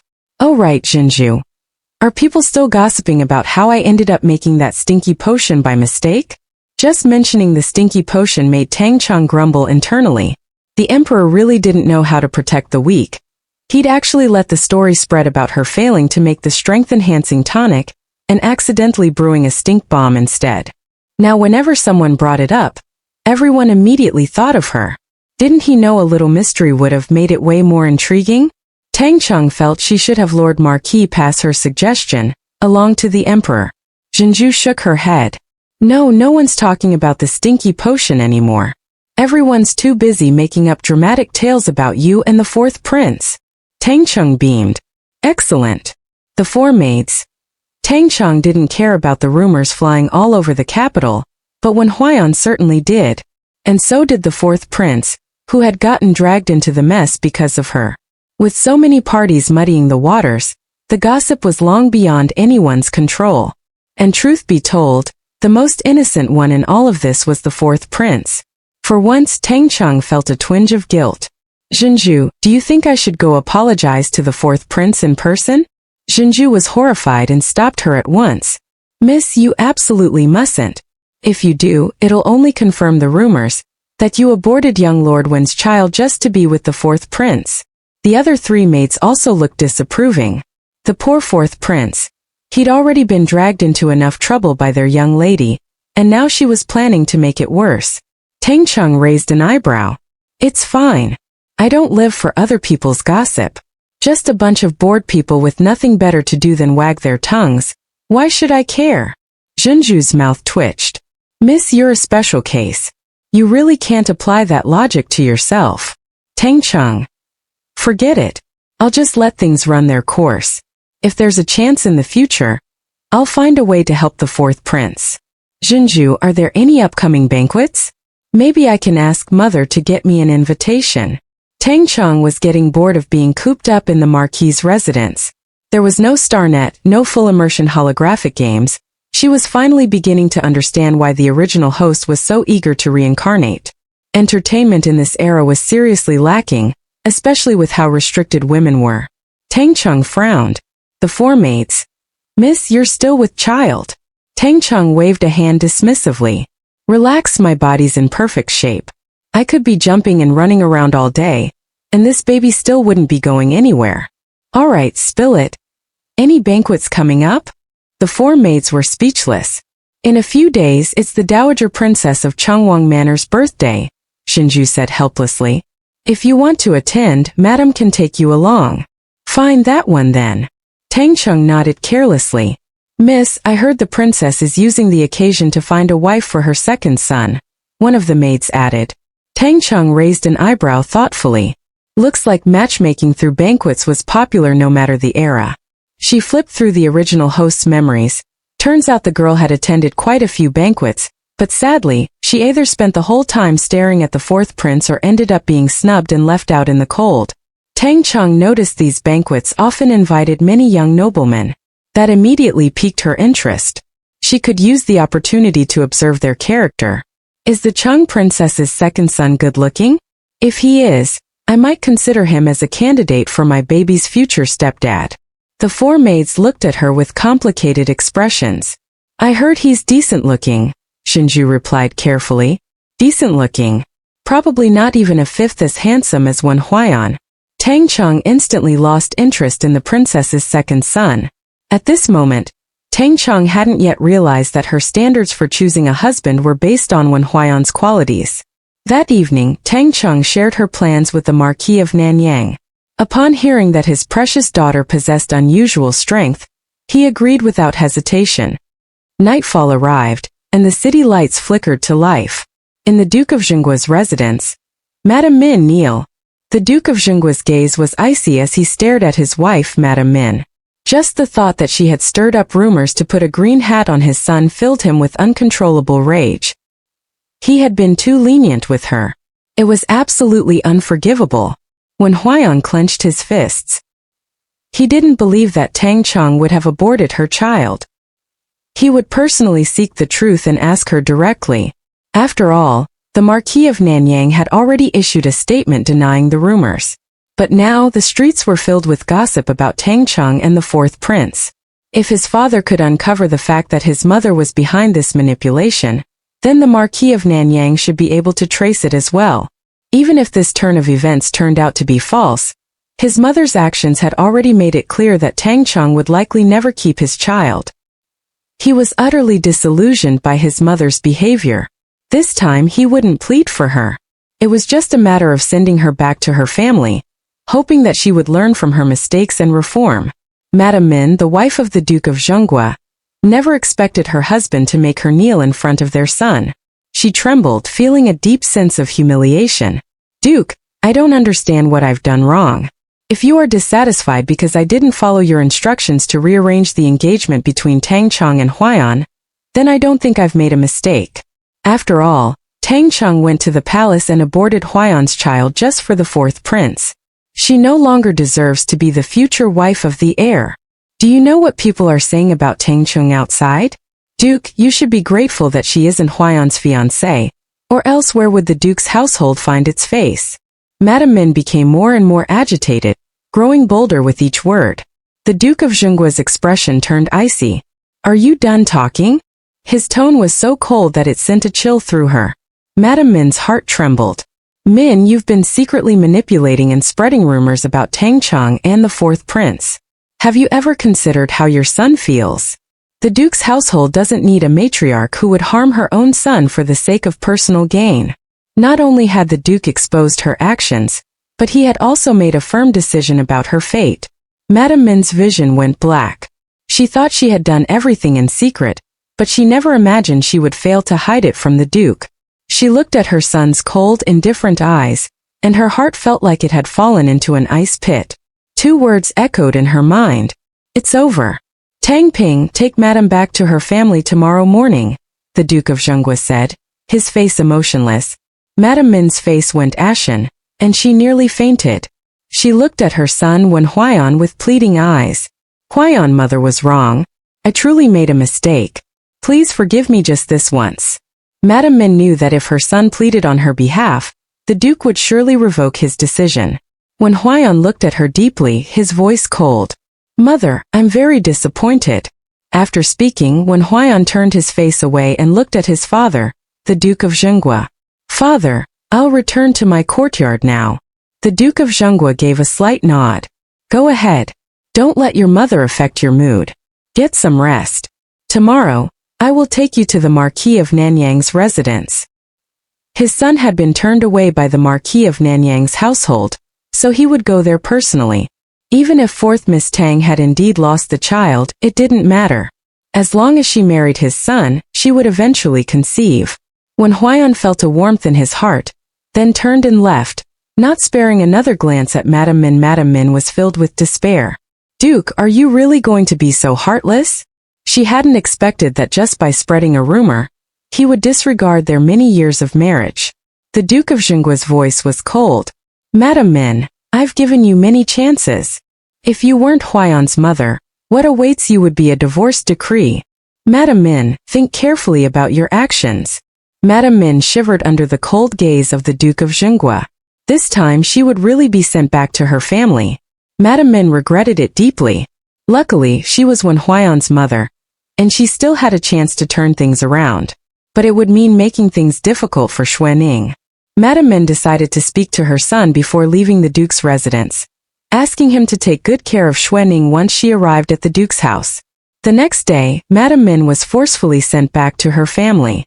A heavy rain suddenly fell last night, and the air was thick with moisture. A gentle breeze swept through, bringing a refreshing chill. But none of that could compare to the coldness that lingered in the heart of the Duchess of Zhenguo. Around noon, after the Duke of Zhenguo returned from court, he personally led Wen Huayan, along with a carriage full of gifts and an official matchmaker, to the Marquis of Nanyang residence. This scene was witnessed by many, sparking curiosity as people couldn't help but follow. Everyone began speculating about where the Duke of Zhenguo, Wen Huayan, and the matchmaker were headed.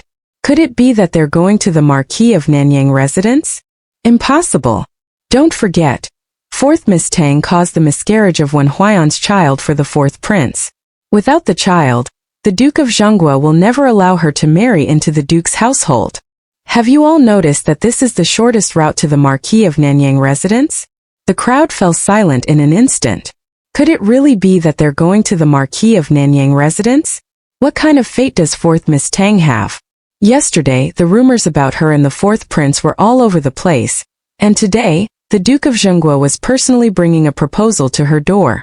The crowd followed, and when they saw that the Duke of Zhenguo was indeed heading to the Marquis of Nanyang residence, they were at a loss for words. Yesterday's widespread rumor seemed like nothing more than a joke now.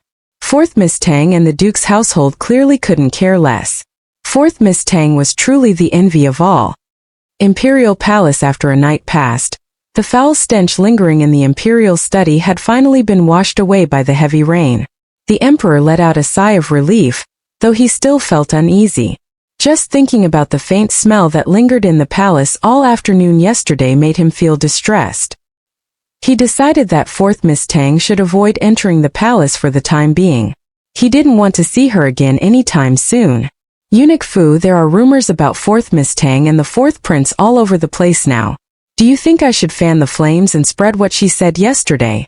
The emperor suddenly asked this question. Eunuch Fu paused for a moment, speechless. Your Majesty, are you sure this will burn fourth Miss Tang? It seems like the real victim would be the fourth prince. Your Majesty, I believe this is unwise. It could harm the fourth prince's reputation, Eunuch Fu respectfully advised. The emperor chuckled softly, his tone laced with meaning. It's just another tale of romance. In fact, I'm doing this for the fourth prince's benefit. After all, Miss Tang is the daughter-in-law that the Duke of Zhenguo has set his sights on. Eunuch Fu was speechless. But if Miss Tang did lose the child of young Master One, the Duke of Zhenguo probably won't want his son to marry a woman with such a tarnished reputation, Eunuch Fu pointed out. The emperor smiled. No, even if Miss Tang really did lose the child, the Duke of Zhenguo would still want her as his daughter-in-law. Eunuch Fu watched closely. The Duke of Zhenguo will go to the Marquis of Nanyang residence again to propose. Fourth Miss Tang was the hope for the continuation of the Duke of Zhenguo's lineage. Eunuch Fu remained silent. The emperor's prediction proved to be accurate. By noon, news reached the palace that the Duke of Zhenguo had personally gone to the Marquis of Nanyang residence with young Master One to propose. The emperor chuckled. This morning's court session was quite lively, as censors launched coordinated impeachment petitions against Lord Cheng'an and the Marquis of Nanyang in what appeared to be a concerted effort. They stripped away the official titles of 10 or so members of the Duke of Cheng'an's family, and the emperor was very pleased with the outcome. As for the Marquis of Nanyang, aside from being criticized for poor parenting, no other charges were brought against him. The emperor merely uttered a few words in passing, swiftly dismissing the matter. While he didn't want Miss Tang to enter the palace, he still had a fondness for the bold little girl. Eunuch Fu, stunned at first, then gave a compliment. Your Majesty truly has an uncanny ability to predict events. It seems Miss Tang is destined to marry into the Duke of Zhenguo's household. The Emperor chuckled, then took a sip of tea from his cup. Perhaps Miss Tang would eventually marry into the Duke of Zhenguo's family, but not yet. Even though the Duke of Zhenguo had humbled himself and personally made the proposal, the Emperor wasn't optimistic about it. The way the Duchess of Zhenguo had humiliated Miss Tang wasn't something that could be easily overlooked. Even though she had already been sent back to her family by the Duke,